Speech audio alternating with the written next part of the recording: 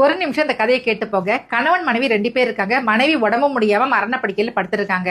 அந்த சமயம் மனைவி வந்து கணவன் கிட்ட கேக்குறாங்க, நான் இறந்ததுக்கு அப்புறம் எத்தனை நாள் கழிச்சு மறுமணம் செய்வீங்க அப்படின்னு கேக்குறாங்க.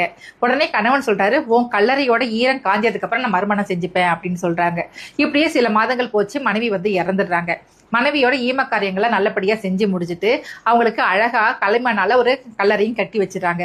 டெய்லியும் கணவன் வந்து அந்த கல்லறைக்கு போறாங்க. அந்த கல்லறை ஈரமாவே இருக்கு. இப்படியே 6 மாசம் போயிருது. 6 மாசம் ஆகியுமே அந்த கலரை ஈரமாவே இருக்கிறத பார்த்தோன்னா அந்த கணவனுக்கு வந்து அதிர்ச்சி ஆகுது. ஒரு சமயம் இவ பேயா இருப்பாளோ, இந்த கலரை காயவே மாட்டேங்குது அப்படின்னு யோசிச்சுக்கிட்டே போயிடுறான். இப்படியே 1 வருஷம் போது.